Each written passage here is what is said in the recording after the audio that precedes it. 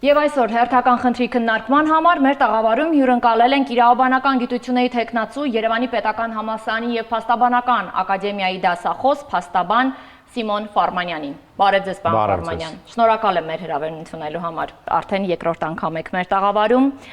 եւ թե ինչի մասին ենք խոսելու եւ թե ինչ խնդիր ենք միասին քննարկելու այսօր, կրկին առաջարկում եմ դիտել տեսաշարով։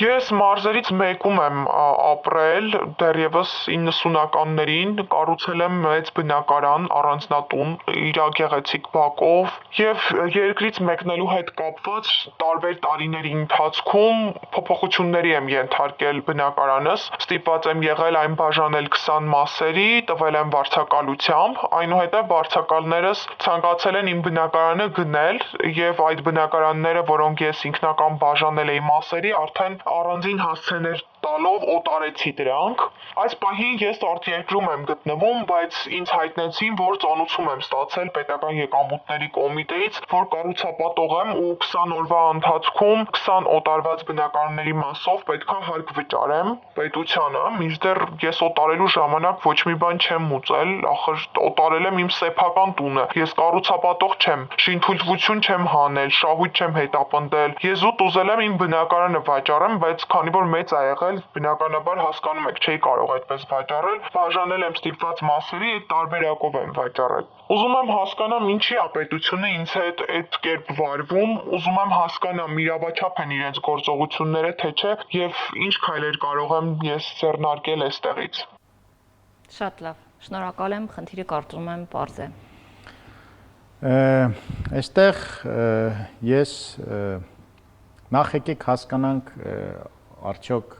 գործ ունենք բազմաբնակարան շենքում բնակելի տարածքի վաճառքի հետ, թե ինչպես ներկայացրեց սեփական տան։ Հա, սեփական տան հետ, սա շատ Եվ արդյոք դա սեփական տունը որոշակի ժամկետում չի դարձել բազմաբնակարան։ Եվ հաջորդը արդյոք ճիշտ էր առանց անհատ ձեռնարկատեր կամ իրավաբանական առևտրային կազմակերպություն բացելու այսպիսի գործունեությամբ զբաղվել, որտեղ երկուսն էլ կարծում եմ խնդրահարույց են։ Նախ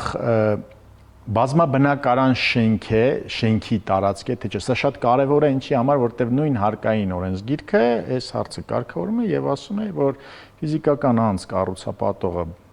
բազմաբնակարան շենք կառուցապատողը, եթե վաճառում է բնակարան, վճարում է 20% հա եկամտային հարկ օրինակ։ Այս մասով պետք է բացահայտել բազմաբնակարան շենք է թե չէ։ Բազմաբնակարան շենքի հասկացությունը տալիս է քաղաքացիական օրենսգիրքը եւ ըստ էության բազմաբնակարան կամ ստորաբաժանված շենք է համարվում, որի մեջ կան տարբեր բնակարաններ, հա, եւ կան ընդհանուր օգտագործման տարածքներ, հա, եւ այդ ընդհանուր օգտագործման տարածքներն են նախատեսված են բնակարանների սպասարկման համար եւ հանդիսանում են ընդհանուր բաժնային սեփականություն բոլոր բնակարանների սեփականատերերի համար։ Ինչ վերաբերում է, այսինքն այս չափանիշները պետք է նայենք, եթե կա, ուրեմն ինքը բազմաբնակարան է։ Երկրորդ, արդյոք կառուցապատում կա, թե չկա, որպեսզի հասկանանք անձը կառուցապատող է, թե կառուցապատող չէ։ Մենք կառուցապատում ասելով ըստ էության հասկանում ենք 3 երևույթ։ Մեկը քանդել, երկրորդը կառուցել, երրորդը վերակառուցել։ Հիմա եթե սա իր էությամբ վերակառուցում է, այսինքն անհատական բնակելի տունը դարձել է բազմաբնակարան շենք կամ ստորաբաժանված շենք, առանձին հասցեներ է հանվել, տարածքներ են առանձնացվել, սա համարվել է ընդհանուր օգտագործման տարածք, օրինակ աստիճանավանդակը, եթե օրինակ բնակելի տուն է մեկը մի տեղից է մտնում, մեկը մյուս տեղից առանձնացված է, դա բազմաբնակարան շենք չի լինի։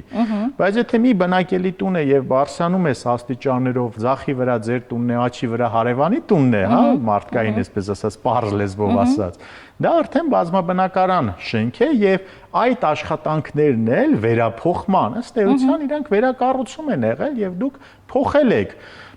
եք ձեր անշարժ գույքի, այսպես ասած, էությունը։ Պարտադիր չի, որ 0-ից կառուցվի եւ դա լինի կառուցապատում։ Այս հարցերի պարզաբանումն է կարևոր առաջին հասկանալ սա բազմաբնակարան շենք է թե չէ եւ արդյոք վերակառուցում եղել է թե չէ։ Եթե իմ ասած չափանիշները կան, անատական բնակելի տնից հետո կան ընդհանուր բաժնային սեփականություն հանդիսացող ընդհանուր օգտագործման տարածքներ, դա վկայականներով կերեւ է, եւ առանձին բնակարաններ, ապա այստեղ կարող է բնակիչը հարկային տեսանկյունից խնդիրներ ունենալ, բայց ես կուզենայի նաև մենք մյուս հարցին անդրադառնանք, սա ընդ որում համատարած ոչ միայն կառուցապատումների մեջ է։ Արդյոք բնակիչը, եթե բազմաբնակարան շենք էր կառուցել, իրավունք ուներ առանց առևտրային կազմակերպություն հիմնադրելու կամ առանց անհատ ձեռնարկատիրոջ կարգավիճակ ստանալու այսպիսի գործունեություն ծավալել, որովհետև եթե դու զբաղվում ես բիզնես գործունեությամբ եւ չես գրանցում քո բիզնեսը, դու նաեւ դառնում ես ապօրինի ձեռնարկատեր, որի համար էլ առանձին պատասխանատվության կենթարկվես։ Ընդ որում պատասխանատվություն եւ ապօրինի ձեռնարկատիրության համար, եւ պատասխանատվություն նրա համար, որ դու այստեղ իրականում ինչ է ստացվում ֆիզիկական անձը պետք է վճարի եկամտային հարկ, հա, վաճառքից, բայց եթե դու որպես բիզնես քո գործունեությունը ծավալեր, ենթադրում եմ պետք է վճարեի շահութահարկ ԱՀ։ Այսինքն այստեղ էլ մի հատ ուրիշ հարց է առաջանում։ Դրա համար իմ առաջնային ընկալումը պատմելուց այնպես էր, որ այստեղ կարող է նաև ռիսկ լինել, որ ձեր գործունեությունը ձեռնարկատիրական է։ Ինչու է ձեռնարկատիրական, որտեղ դուք պարբերաբար շահույթ ստանալու նպատակով իրականացրել եք որոշակի գործունեություն։ Ինչի պարբերաբար, որովհետև պարբերաբար վարձով եք տվել 20 հատ վարձով եք տվել, հետո բաժանել եք 20 հատը վաճառել եք ու ձեր նպատակը շահույթ ստա, այսինքն սա երկրորդ ավելի մեծ խնդիրն էլ կարող է առաջացնել։ Շատ լավ, քաղաքացին որոշակի փաստաթղթեր էր ուղարկել եւ փաստաթղթերի մեջ փաստացի արդեն բաժանված բնակարանները նշված էին որպես բնակելի տներ։ Այսինքն ոչ թե բազմաբնակարան շենքի այսինչ բնակարան, այլ բնակելի տներ, առանձնացված էր որպես բնակելի տներ։ Սա կարևոր հանգամանք է կարծում եմ սույն գործի համար։ Այո, եթե շենքը առանձին բնակելի տներից է, իմ սկզբնական օրինակը ոնց է, օրինակ մեկը հետևից է մտնում, մեկը դիմացից է մտնում, այսինքն օգտագործման տարածք, բազմաբնակարան շենքի գաղափարը արդեն կվերանա, այս տեսանկյունից ռիսկերը համեմատաբար բնականաբար կնվազեն։ Իրականում կարծում եմ այնպիսի իրավիճակ է, որ յուրաքանչյուր քաղաքացի կարող է բախվել, մանավանդ երբ հաշվի առնենք, որ իրոք մեծ սեփական տները դժվար են վաճառվում եւ քաղաքացիները երբեմն այո դրանք բաժանում են եւ վաճառում են մի մասը, հետո մյուս մասը, հենց այս տարբերակում ինչ խորհուրդ պետք է տանք մեր քաղաքացիներին, այ ինչ պետք է անեն։ Գիտեք, ամենակարևոր բանը դա պետք չի իրավաբան լինես։ Քո մտքում որ դու ուզեցիր ես գործունեությունը անես, ի՞նչն է եղել, քո բնակելի տունը ծախես, թե բաժանես մասերի փող աշխատես։ Այստեղից ենք սկսում։ Շահույթ է տալու նպատակ ունենալը։ Այդ ոչ մեկ չի կարող իմանալ։ Այդ քո մտքինը, եթե դու որոշում ես քո բնակարանը վաճառես, ուրեմն պետք է գնաս իրավաբանը, ասում ես ես ուզում եմ իմ բնակարանը վաճառեմ։ Եվ ինքը համապատասխան ձևակերպումները կանի այնպես, որ դա լինի, այո, բնակելի տան վաճառք։ Իսկ եթե դու ուզում ես շահույթ գեներացնես, որովհետև մի տունը ավելի թանկ է, բայց 10 մասի բաժանած շատ ավելի թանկ է, այդ դեպքում ուրեմն համապատասխան, այսպես ասած, վարքագծին համապատասխան կարգավորումներ կնախատեսվեն։ Դրա համար առաջնային բանը պետք է սեփական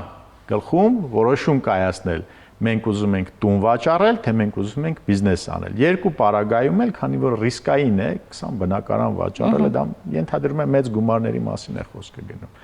Ճիշտ կլինի համապատասխան իրավական խորհրդատվություն ստանալը։ Ամենայն դեպս կարծում եմ կարևոր տեղեկատվություն հաղորդվեց եւ մեր քաղաքացին ունենալով արդեն իսկ իր մոտ հավելյալ փաստաթղթեր կկարողանա կողմնորոշվել արդյոք այն բնակելի տները, որոնք առանձնացված են, ունեն ընդհանուր մակերես, կարող է համարվել բազմաբնակարան թե ոչ եւ այդ մասով կարծում եմ նաեւ այն հեռուստադիտողները, ովքեր մեզ լսում են, դասեր կքաղեն եւ կկարողանան նմանատիպ գործընթացներ սկսելուց առաջ անպայման հաշվի առնել այս տեղեկատվությունը, որը շատ կարևոր էր իմանալ։ Ձեզ շնորհակալություն եմ հայտնում կրկին մեր հրավերն ընդունելու համար, հույս ունեմ կրկին կհանդիպենք այստեղ այս տաղավարում։